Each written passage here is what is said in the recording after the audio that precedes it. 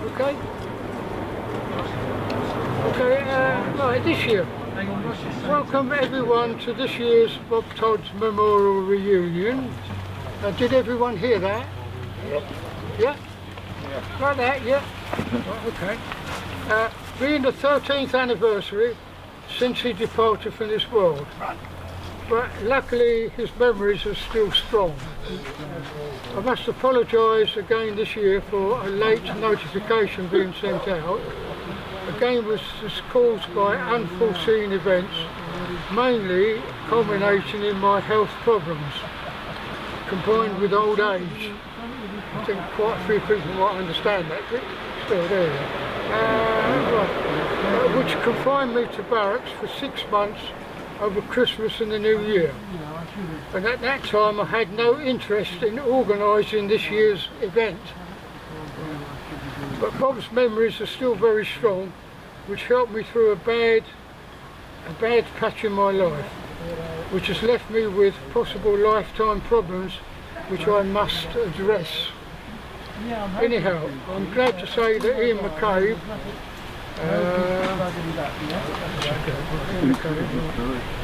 the eyesight's going as well, so you have to bear with me.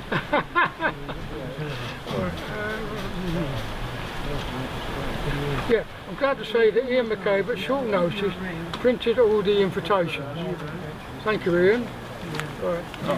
And arranged all the North London Society of Model Engineers, all the details for the site. And my thanks also to Mike Gorbald, wherever he is, he's around somewhere, and members of the Hoddesdon Model and Railway Club, who are supplying the extra gazebo for cover in case if it rains again. But obviously we've got decent weather here. Are you recording on it? At last, also my sincere thanks to Keith Wells and members of the Bishop's Dorcas Club, who are around somewhere, driving trains, yeah. Members of the Bishop's Model Railway Society, who will look after my B1 loco clipstringer until I get a chance for a brief drive around the track. Also, more thanks are due to members of the Whitewebs Museum of Transport, who may turn up, and they have done, in the one of the classic fire engines in the MG sports car, which is one of the members here.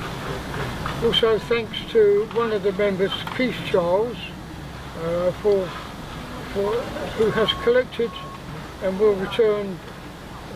Keith Charles, thanks to one of collected and will return a couple of locos from Bob's collection for an exhibition on the tables.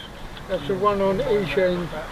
They were Bob's that he used to run up and down in the garden.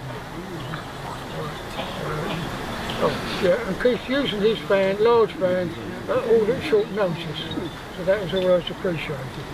Brian Upson, as you may have seen, with Mick Shield, promised to attend, which they've done, and they've come all the way down from Harwich just for this do, which they quite enjoy. They belong to the Colchester Club, and we quite often bump into each other, and we have done over the years. Also, he will be coming down probably in September to Chingford again, but he will let us know.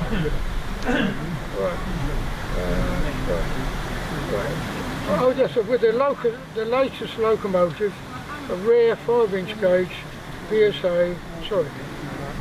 British 280, I'm getting motorbikes now in my mind, freight loco instead of his A4, which he normally brings. And a big thanks to Shirley for doing all the catering and all the buffet catering and drinks, teas, etc. And she usually stays till the event is finished. Also, my thanks goes to the Marside members, Phil Wood and Roy Kane, who occasionally send me a newsletter of their events, which I appreciate, which I've never mentioned before. If all goes planned today, after I've set up the railway honour, supporting Bob, hopefully by 1300 hours, As you can see, it's all gone haywire again. I blow the whistle, but no one hears it. They're all too busy eating. Yeah, standing in front of the gazebo, I want to give you an update of the possible situations for further reunions. Also, group protocol refreshments, which we are doing now, and the running of the trains. Yeah. Out of my original list of 20 regular Marsiders, 6 could not make it this year and send their apologies for absence. One is Brian Dudley, which I never get any reaction from anymore, so more or less I've written him off. David Lester, apparently he's having a hip operation, so I don't think he's here. I think he said he might pop in for Christmas. Mike Wood, his wife's got dementia, and he is now her carer, so that takes all the, that's as important thing in life. And lastly, Ted Lane, he can't make it because he's got a blood infection. Tony Powell phoned up and apologised, but I understand he's got some sort of problem that we can't make out who's in charge of the household. I didn't say that. People will realise a surprise this year was an early application from possibly 2 new members. Mr. Peter Seymour Howell. Would you put your hand up? Excellent, right. Builder of Flying Scotsman, I have got it right then, yeah. Which is now on show at the Steaming Way. Worth having a look at. Excellent workmanship. Also, Mr. and Mrs. John Morgan. Are they here? No? Are they over there somewhere? Anyhow, they must be around on site because they paid me. They sent me a cheque. I do not have their details and the details, etc. But if they will contact me later on in the afternoon, I'll make a note of all their details, so I've got you on file. But if you get this message today, if you get this message today, please introduce yourself to me. Believe Ian McCabe has contacted you for email for the other 2 people, And then I've got, which I haven't scripted down here, what's going to happen after today. Well, I don't know how to explain it, but I've been very, very ill since last November. A combination of a load of historical problems, which have all, one's followed the other and one's affected me. So much so, I was having my breakfast one morning after I came back from my son's, and I woke up with my face in the porridge. I passed out. Because that was the beginning of what should be done. But it's led on to various problems. I don't want to bore you with it, but these problems, I'm now going to hospital regularly, have my eyes done and various other things, and I'm in laser treatment now, which we don't know if it's successful yet, but it is looking good. But the specialist when we spoke last said, you're going to need an operation. Because at the moment it's not clearing up. The pressure behind the eyes is not clearing up satisfactorily. So, in fact, a week's time I'm going up to have another check, and it's going to let me know how I stand. But that's only one of the problems.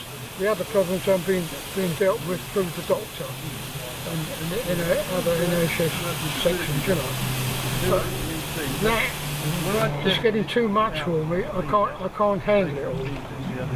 So I don't know what's going to happen for next year. I would like to speak to all the original members to get ideas between now and next year, if we're going to hold it next year.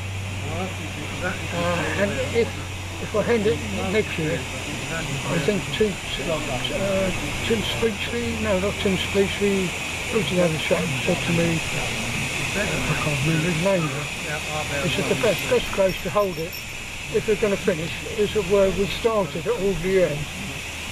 And, you know, if I'm fit enough next year, that's what I'm planning and hoping to do. But at the same time, I'm hoping to get hold of the Reverend. Well, you've got his name there, and the pictures of it, when we had to do it all the end in 2005 and 2006, when we buried all his ashes. So, between now and then, I like to speak to all the ones who could give me suggestions. And I did ask, if you remember 2015, Ian McCabe and John Shearing helped me out, but even with their help, I can't manage it. It's just too much. Physically, I've spent all the time, because I can't walk properly now. I've got two bloody knees that won't work. You know, it just goes on and on. So, you know, but between then, you know, I like to have a good chinwag sometime over the phone or whatever for suggestions what to do. If everyone's in favour of all the end, I'll have to contact them again, because all this Lord Braybrook has now died 2 years ago, who Bob and I knew personally, where we can make our arrangements. But apparently his two daughters now run the show now, and the place is all run now for money, rather than, you know, but I can get over that by hiring a train, which I did for 2 years, and we videoed it and it went down the tree.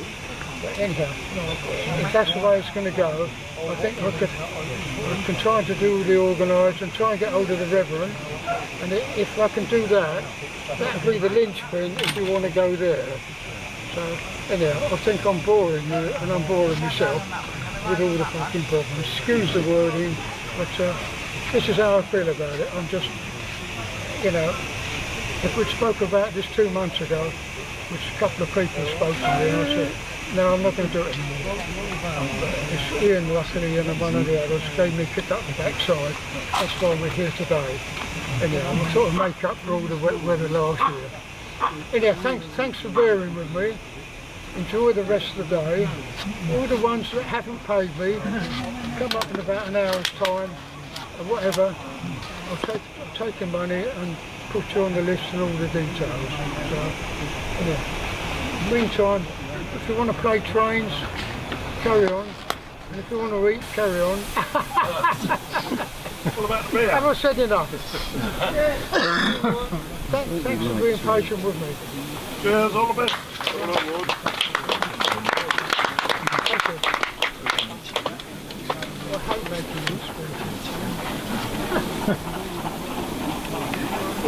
Well done, well done. Well done, well done.